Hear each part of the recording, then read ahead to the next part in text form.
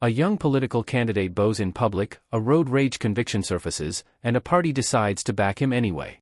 What really happened behind the controversy swirling around Samuel Lee and the People's Power Party?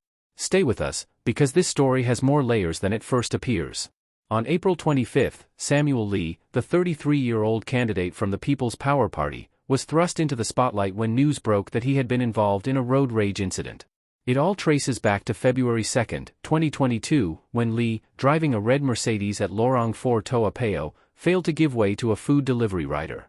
After the rider shouted at him, Lee retaliated by accelerating his car twice toward the rider, even knocking down a metal gate in the process.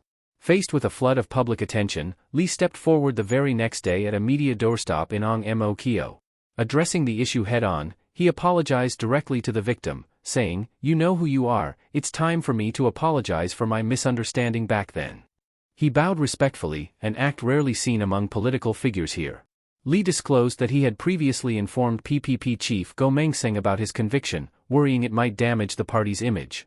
However, Go decided to give him another chance, advising him to treat it as a learning experience rather than a political death sentence.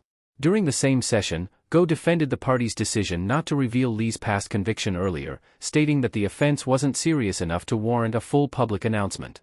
Meanwhile, Lee maintained a lighthearted stance on online criticism, joking that since nobody was physically throwing eggs at him, he considered the backlash manageable.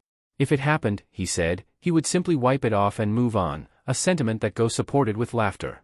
Despite the efforts to move past the controversy, court records tell a tougher story. On June 20, 2024, Lee appeared in court to plead for leniency, asking for a short-term detention sentence.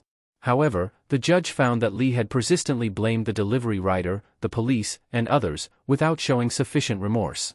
As a result, Lee was sentenced to 6 weeks in jail and had his driver's license revoked for 6 months. The People's Power Party, however, is standing firm.